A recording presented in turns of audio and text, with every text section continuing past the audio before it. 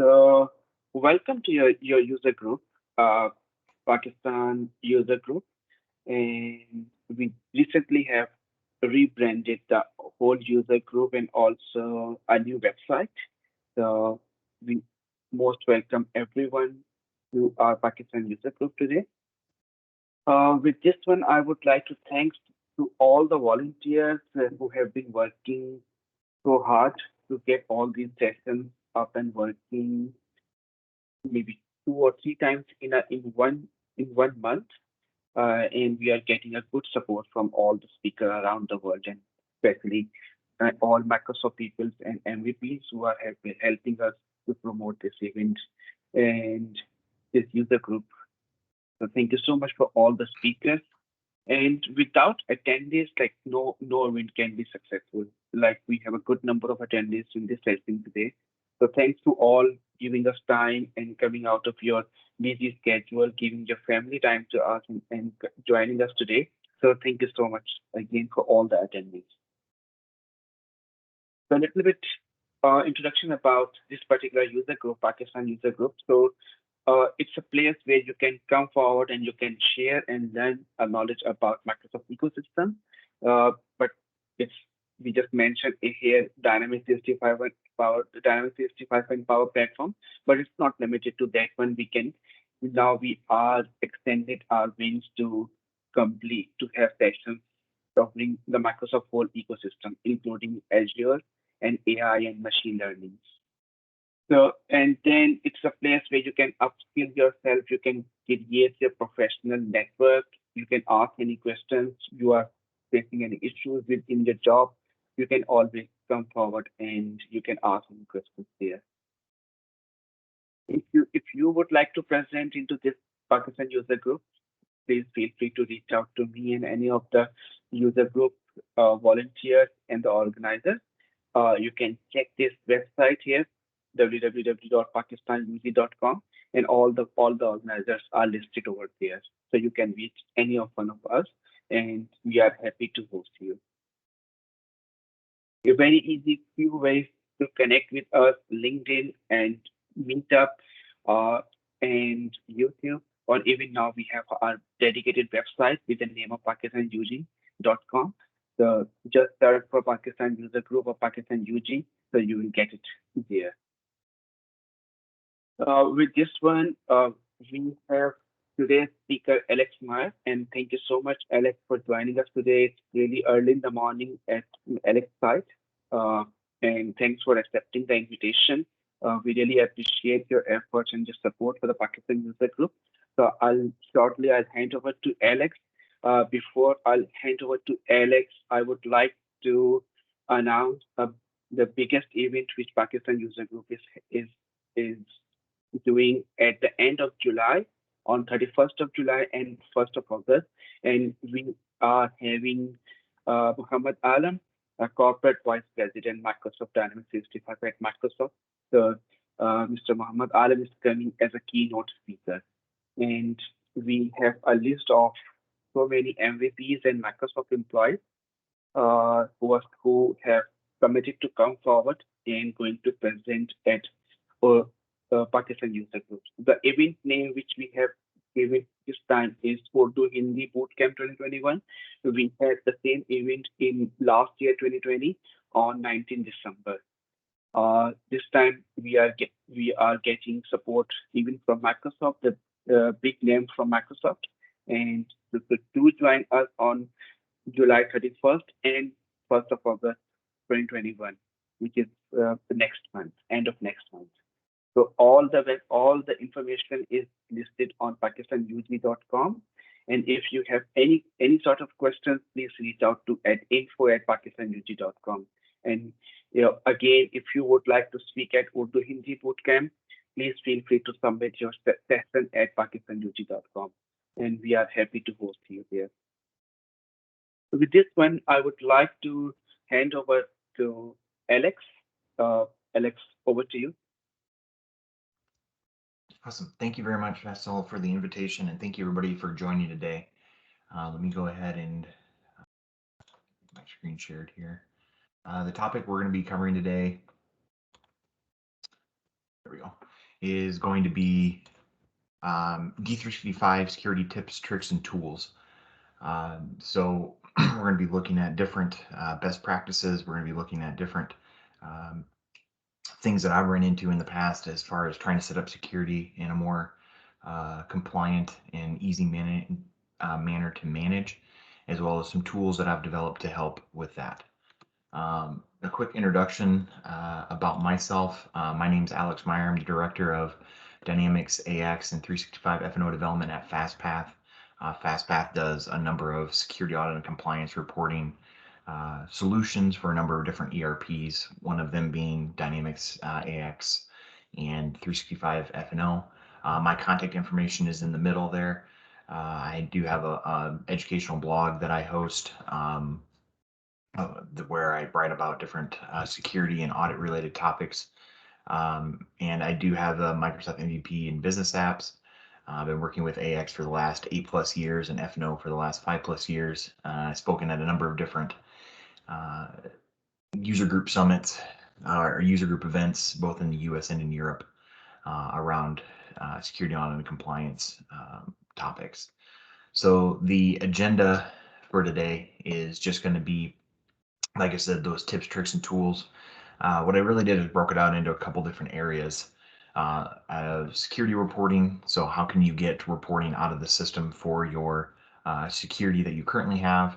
Security setup. So what are the best practices as far as setting up security? What are different things you should look out for? User management.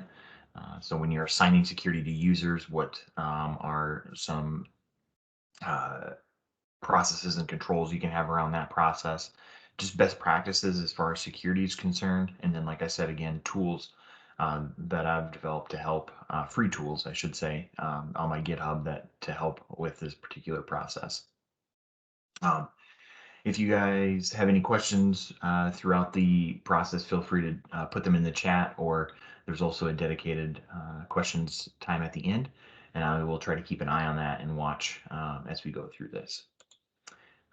But we'll go ahead and jump into the first section here, which is about security reporting in general. So when you're talking about F&O, what types of security reports can you get out of the system, and what are some best practices around those?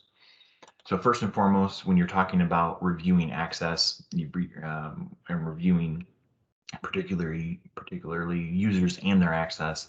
One thing to note is that security should not be a one-time exercise. So it's not really something that you can just, do at your implementation time and then never have to deal with security again. Because of the ever-changing dynamics within an organization, users changing roles, users coming on or being added to the organization, users leaving, right? Your security reviews have to be continually done on a periodic basis, and your security configuration and setup may have to change as well as your organization changes the business processes and tasks that users can perform. And that kind of leads into the second point there, as far as you should be reviewing the tasks and processes that users can perform.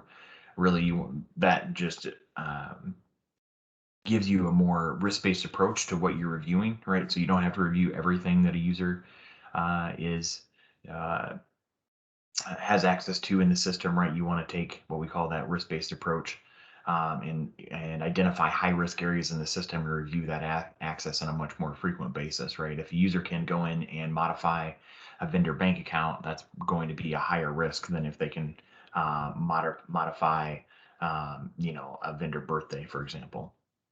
And then making sure that your reviews are then going to be done by managers and business process owners. A lot of the times, these reviews are handed off to your IT team, which sounds good in theory, but unfortunately, most IT teams don't know what users should have access to do.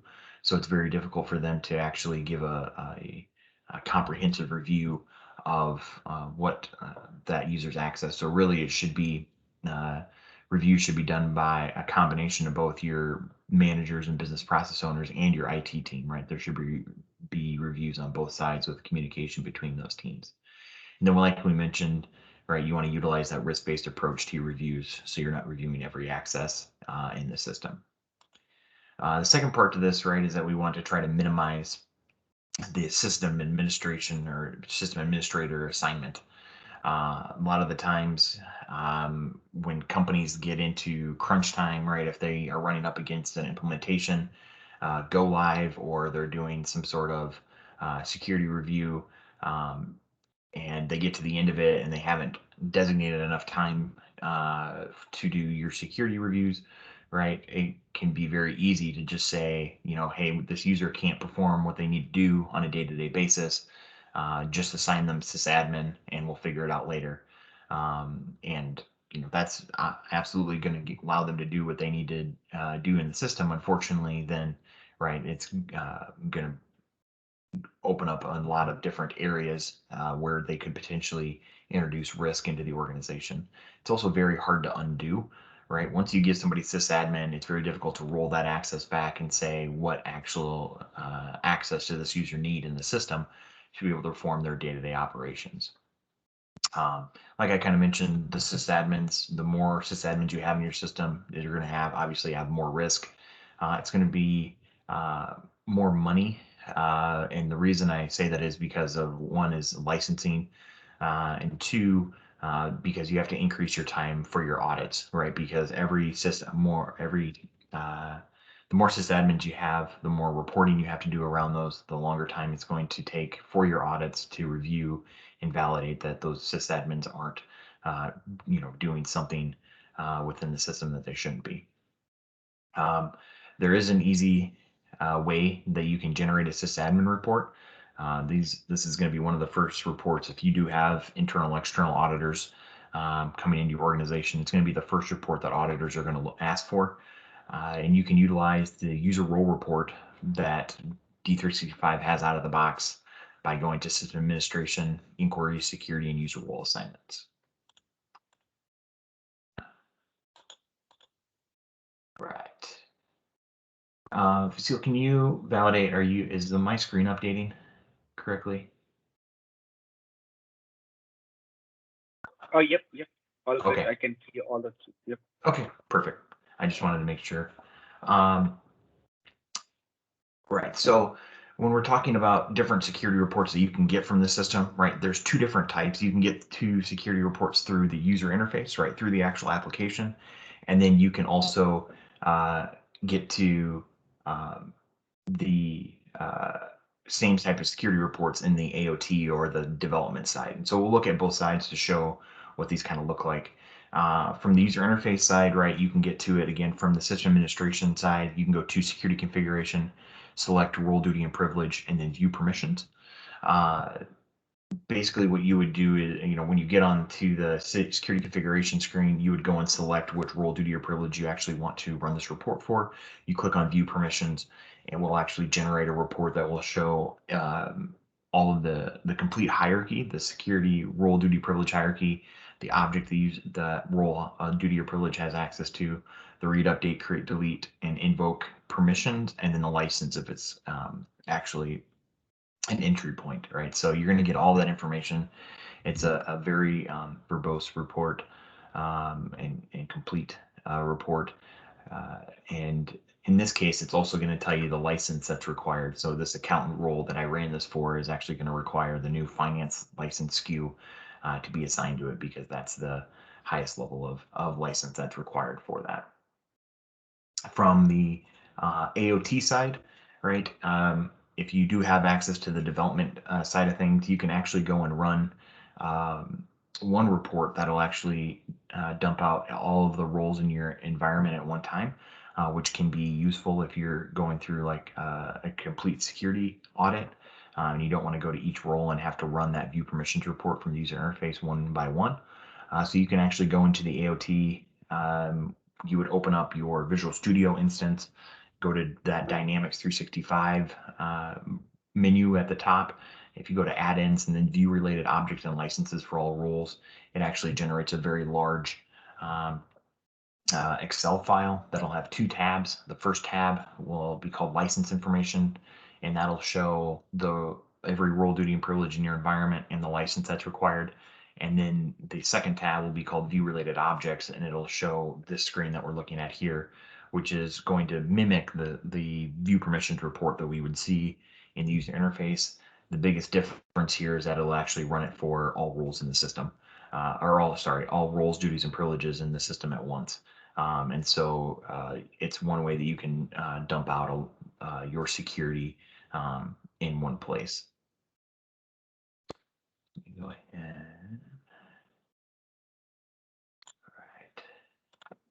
All right, so now we'll go ahead and jump into security setup here. The security setup is going to look at different processes and tasks around the actual setup and configuration of security.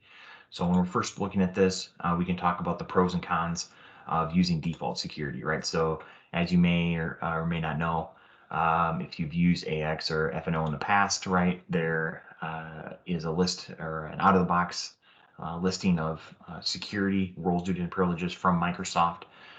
And the question always that comes up then is, should we be using that default security for our users? There's pros and cons to each side. Obviously, from the pro side, it's going to be fast and easy to use that out-of-the-box security from Microsoft. It's already set up. It's already in your system. It's ready to go. And the another pro for that is that security layers will get automatically updated during Microsoft updates, right? So if there's an update in the future, especially from the finance and operations side, and there's a new area that Microsoft adds, and that would impact an out-of-the-box role, duty, or privilege, Microsoft will update those automatically. And so you would automatically get that new security. Some of the cons of using out-of-the-box security is that security may or probably will be over-provisioned. The out-of-the-box security from Microsoft is developed from a functional standpoint and not a segregation of duties or a audit standpoint, right? So they want to be able to show off all the bells and whistles, all the different areas of the different modules and areas in the system. And so they grant you more access than probably you need to perform your day-to-day operations. And so some companies, if they're, have audit or some sort of requirement on that side, right, are a little bit more hesitant to use out-of-the-box security because of that fact. You'll notice again that for the con side, I also have that security layers can be automatically updated. So that you can notice that's a pro and a con. Some companies, if they are more security averse to the fact where maybe they have audits, maybe they are in a highly regulated industry, right, may not want their security to be updated without them knowing and having to dig through the release notes to find out what was actually updated. And so they would rather use custom security, which would ensure that Microsoft won't update their security on a potential update, right? So you can look at that as a pro or a con. The other side to this is that I just wanted to make sure that we're understanding the different object types that exist within the system, right? So when we're talking about object types, these are the actual securable objects that you can actually assign security to in the system. And so there's a couple different types. The first one is menu items. So menu items actually have three subtypes: display, outputs, and actions. Menu item display is tied to a form in the application, right? So anytime you go to a page in the application and it takes you to a new form, that's actually being controlled. The security for that is controlled by a menu item display. There's also menu item output. So anytime you run a report in the system and it actually generates it to your screen, or you send it off to a SharePoint site or wherever, that's actually going to be controlled by menu item output. And then the last type is menu item action. So anytime you run a task in the system, cutting a check, running some sort of batch process, normally that's tied to a menu item action in the system, right? So you can assign security to each of those, right, to designate what a user can actually do with those different objects. The next type of object that we have is a table. This actually refers to a SQL table where the data is stored in your system, right? So you can have read, update, create, and delete to the actual SQL tables as well. The next type is a data entity. Data entities are objects that combine multiple SQL tables to make a more user-friendly way to consume that data. The interesting part about these are that they allow for CRUD operations, create, read, update, and delete, from external services. So this is how most external services would interact with different endpoints, I guess, for F&O would be through data entities in most cases, because they do offer such a user-friendly way to interact with um, uh, different areas of the system. And the last type is service operations, and these are actually Exaflow's API endpoints that you can actually hit again from external services. So if you're using some sort of external service, you're going to either have to use data entities or service operations, right, to interact with the system. The next one is what we want to talk about is understanding access types and access levels, right? So we know now what objects exist within the environment, right? What actual access can I assign, right? And what access levels can I assign to those as well? So when we talk about access types are going to be hierarchy based from least to greatest. So they build on top of each other. So the access types for a majority of the objects, right, would be read, update, create, delete, right? So you kind of work your way up the chain from least to greatest. Um, and these are going to be used for menu items, tables, and data entities, right? So you can go in and assign those permissions there. There's also the invoke permission. The invoke permission is used specifically for service operations. So you either have access to it or you don't, kind of thing, for the invoke side. Uh, and then within each access type, you have access levels. So in previous versions of AX, so AX 2012, um, you really only had the grant permission, right? You could either grant read, update, create, delete, or you could not grant access. In F&O, they actually added additional access levels to that. So you still have your grant, just like you do in AX 2012. But then you also have this idea of the deny permission. The deny permission is an explicit deny that would override any access granted to that user for that particular object. So if you grant or if you deny read permission to a particular object, even if that user is granted delete permission to that object through another role due to your privilege, that deny is going to overwrite it, right? So you can utilize that to help when you're setting up your security, because there are certain scenarios where that deny permission becomes very nice to have. And then the last type is unset. So unset is kind of the default state. So unset exists that for that situation where you don't want to grant access to the object, but you also don't want to deny access. So that's really just the default state of the object within the system. All right. Just go ahead and check. All right. The next thing we want to do is talk about company restrictions, right? So one of the scenarios that we see quite often, or that I see quite often, is that companies will go in, they'll assign their roles to the user, they'll go, and start testing, and everything looks fine, and then they notice that the user can actually navigate to other legal entities or companies in the system that maybe they shouldn't have access to, and then they try to figure out why that is. And the reason for that is because by default, when you assign a role to a user, that user is going to get that access in all legal entities in the system. Uh, you actually have to take another step further to actually restrict that to a particular company or legal entity.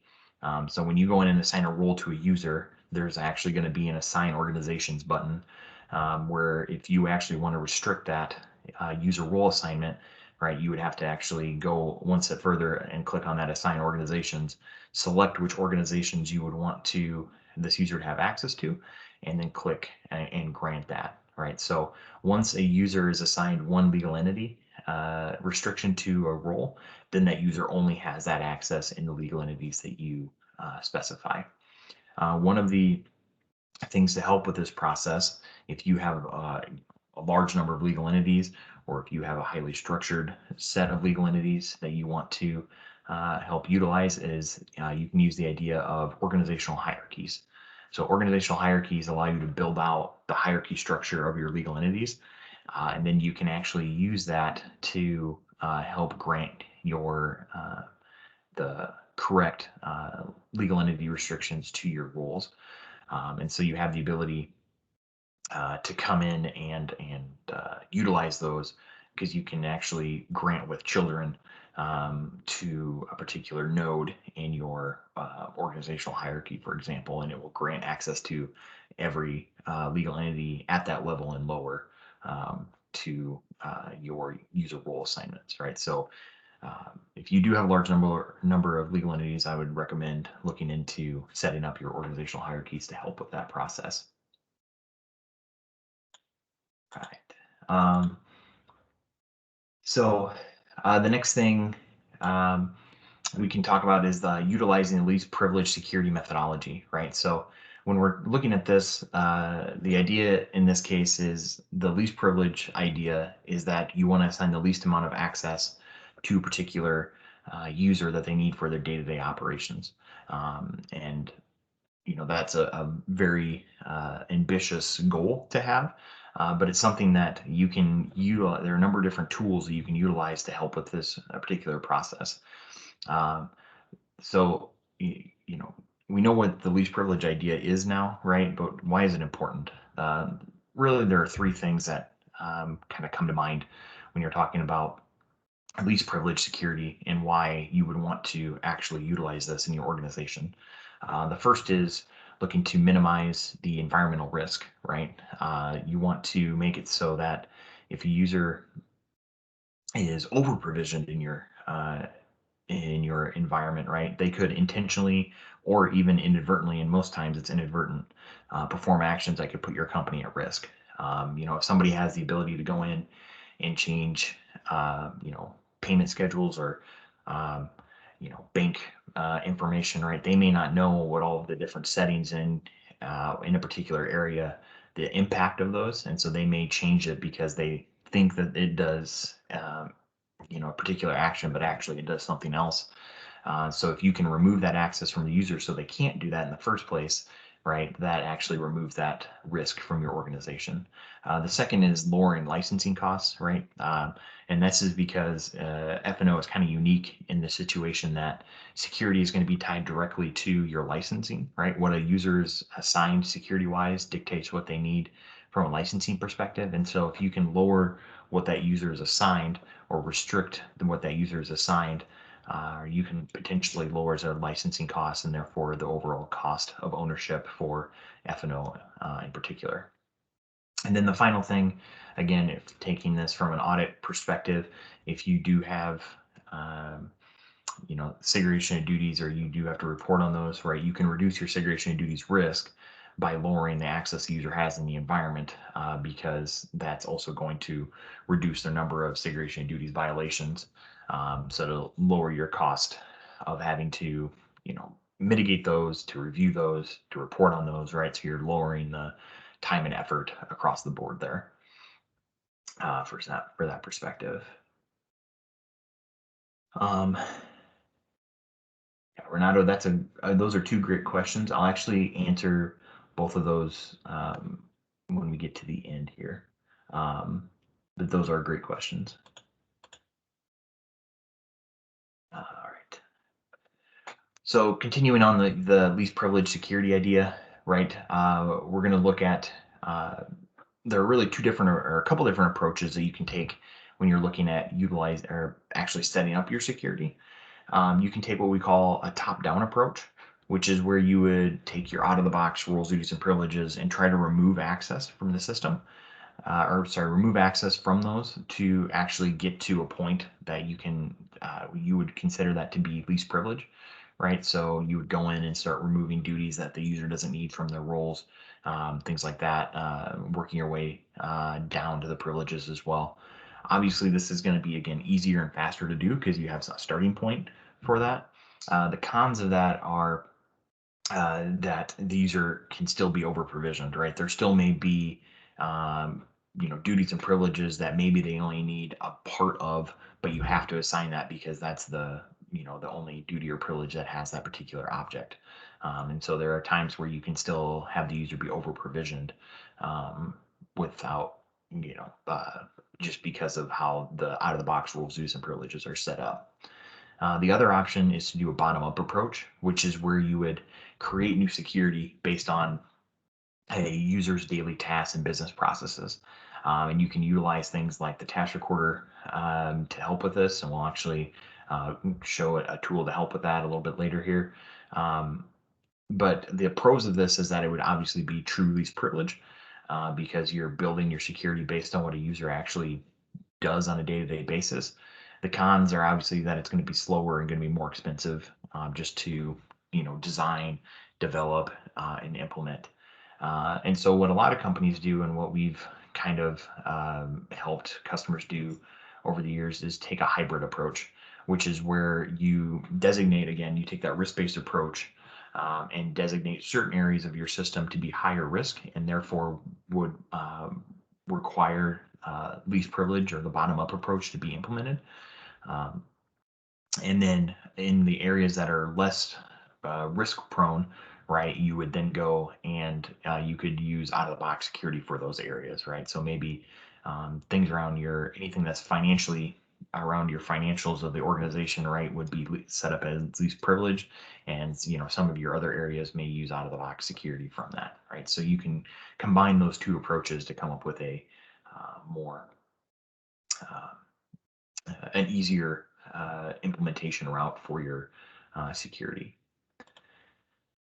Uh, the next topics I wanted to cover, there's two or a couple more advanced, I guess, security topics. One of them is going to be extensible data security, or XDS. For those that have utilized AX or maybe older versions of AX, this actually takes the place of record level security.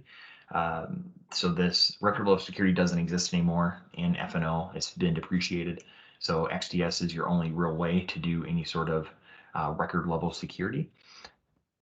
And so what this allows you to do is you would go in and actually you set up a query and a security policy to utilize data within the system to tell which records a user can potentially see, right? So if we look at the example on the right-hand side here, you can see that the user without XDS can go ahead and see all customers in this case.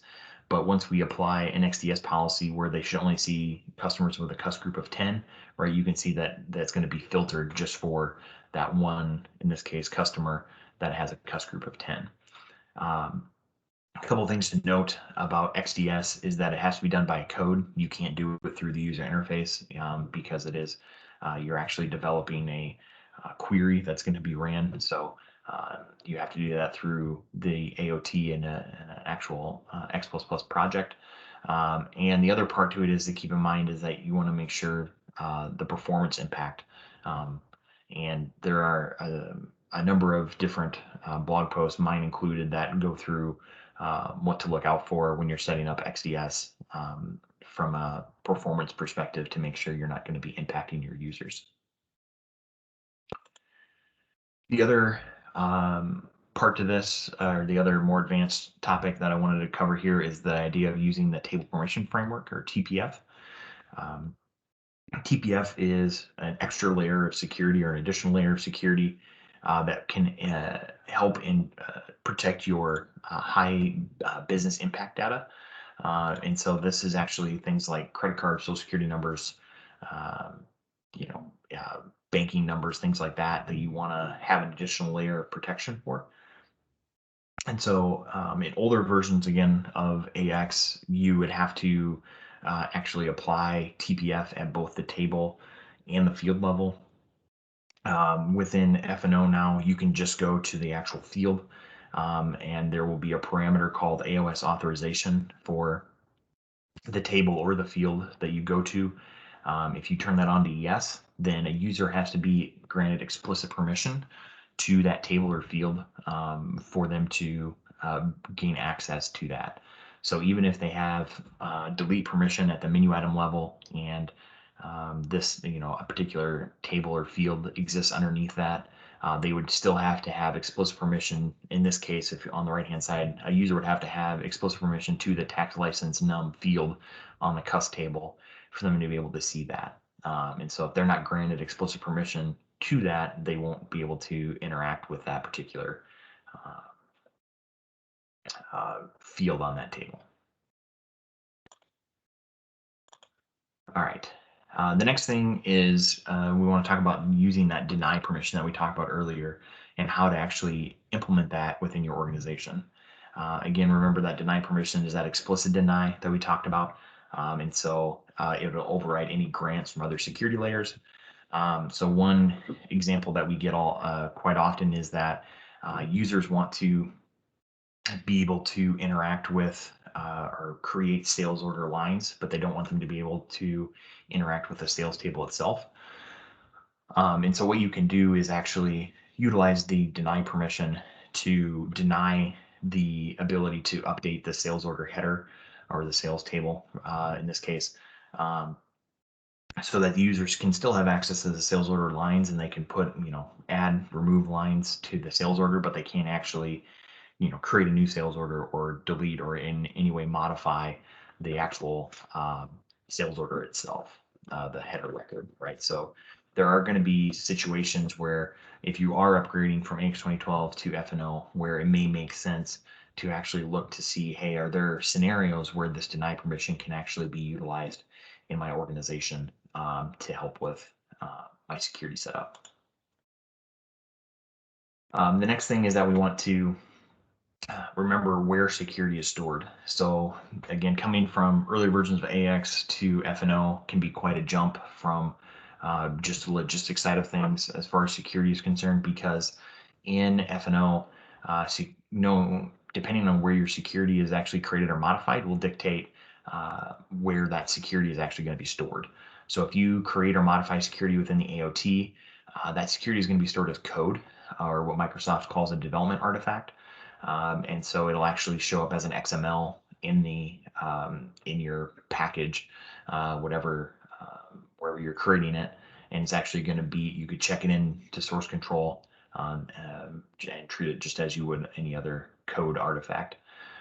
If you create your security from the user interface, or if you modify security from the user interface, that data or that security is actually going to be stored as data in the database.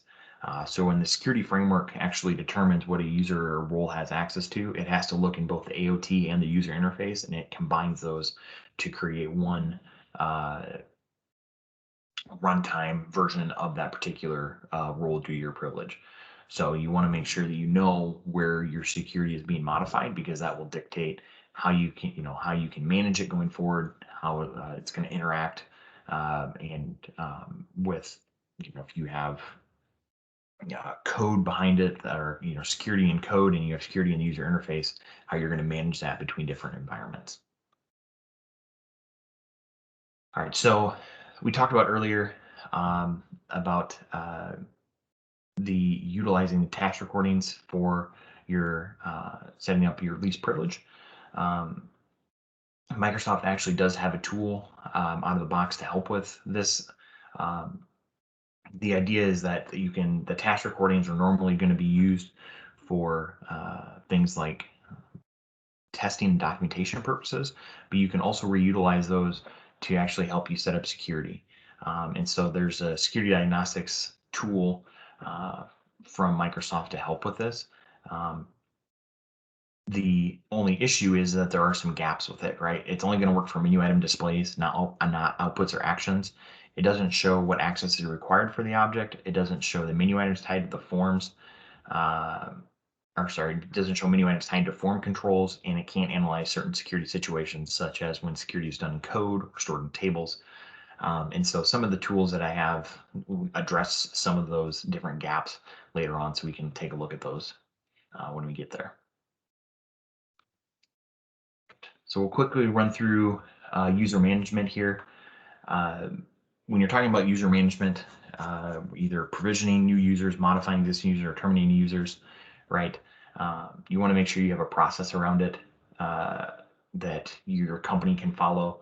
So the process obviously should include what user is going to be provisioned or modified, the access user requires, managerial approvals that are required. So who needs to actually approve this? And then the time duration the request should be active, right? Is this a temporary request? Is it a permanent request? Determining what that time frame looks like. You can also do things like monitoring user logins.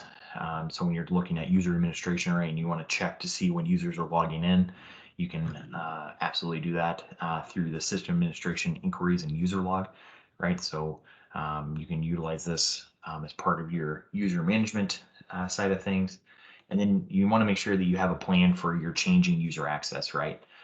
We kind of talked about this at the beginning, but your access within the organization is going to be constantly changing, right? You're going to have employee promotions, employees getting sick leave or vacation, firefighter access or emergency access where a user needs access, elevated access for a short amount of time to troubleshoot or perform some action. Um, backup user, if somebody is out of the office, who's their backup, right? So that user would need the their managers or whoever is out access, and then obviously how you're going to handle employee termination as well. I kind of mentioned, we talked about should this access be temporary or permanent. So anytime you're going through a user access change request, right, what's the um, time frame for this, who's going to assign and remove access, and then making sure that you have a way to document that process for audit reviews as well. All right, so I would quickly go through some security best practices here. The main thing that I did want to cover is that, and I see this quite often, is that you never want to make security changes directly in production.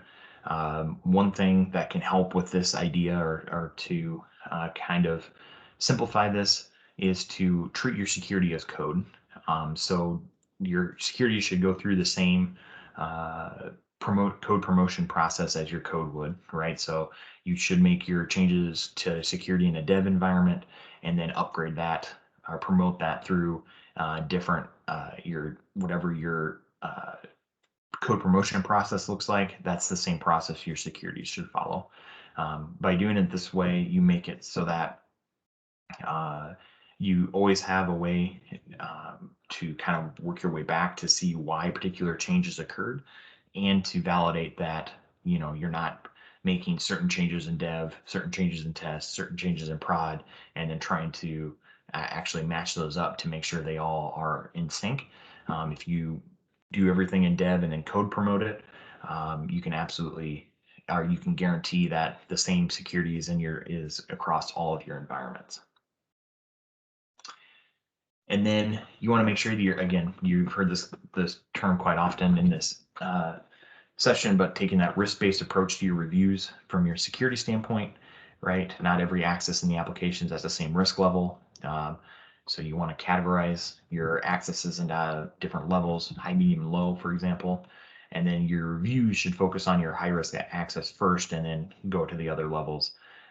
Because your high risk areas are going to be your highest ROI.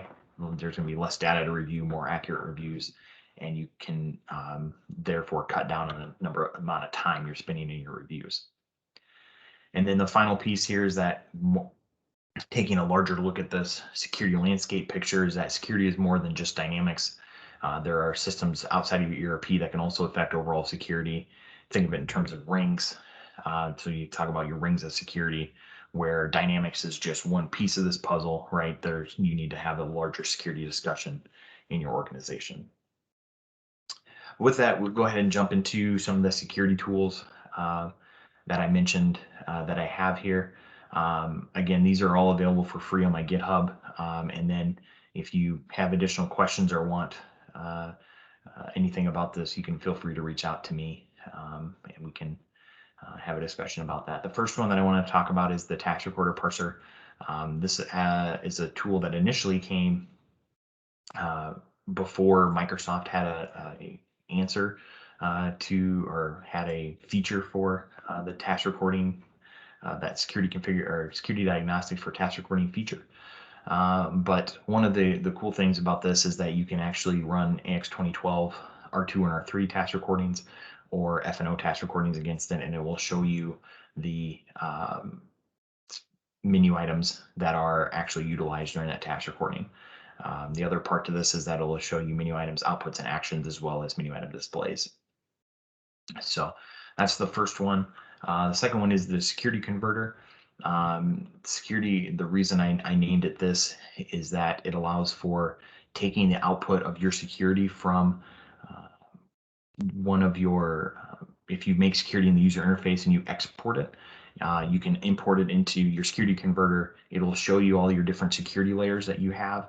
You can make changes to the name, label, or description in this case, and then you can export those again to either another UI XML that you can take and import to another environment, or you can actually export it to code if you want to take it back and put it into a code instance. A lot of times we see this if customers test an individual role and they want to move that to another environment.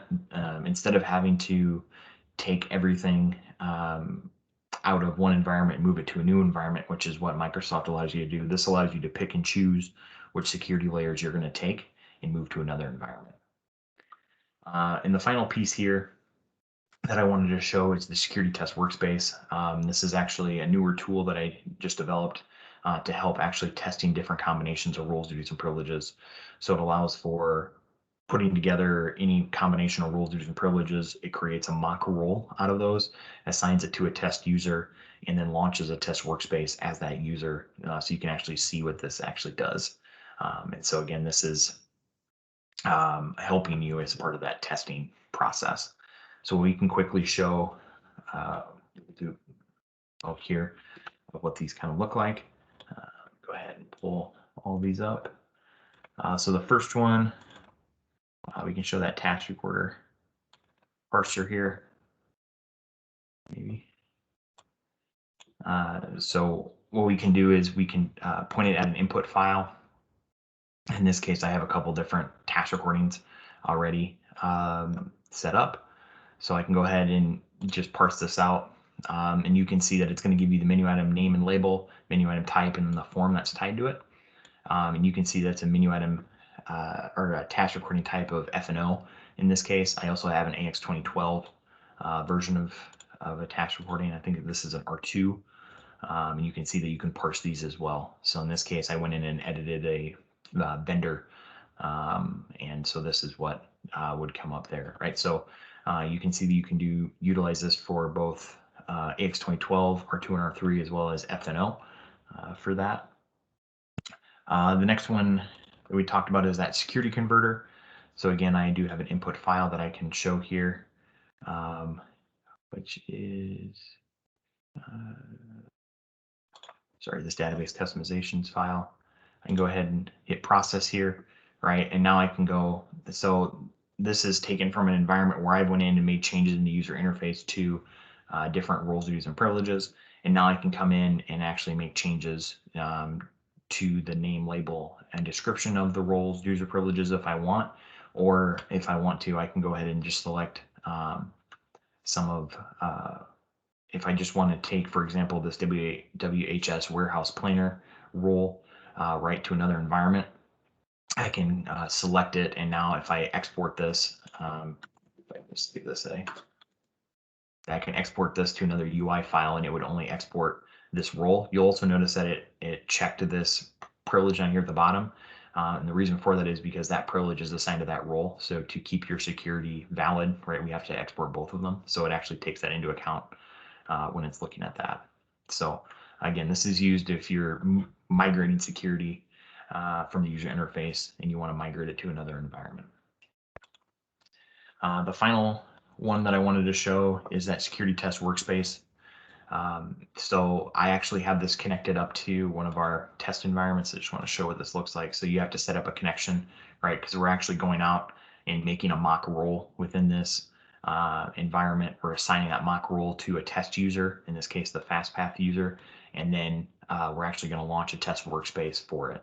So the first thing we can do is actually pull in the roles, duties, and privileges, right? So if I wanted to, I then could come in, I could select an individual role. I could go ahead and load the duties. I could take a duty and assign it, and then I can do the same thing at the privilege level as well. And what this is going to do, again, if we go and take all of these, right, it's going to create a mock role. It's going to assign all of these security layers to that mock role, and then assign that mock role to our test user and launch a test workspace as that test user. So we can go ahead and hit launch test workspace, and it'll take just a second here to actually create this and launch the workspace. And hopefully I don't have to sign in again.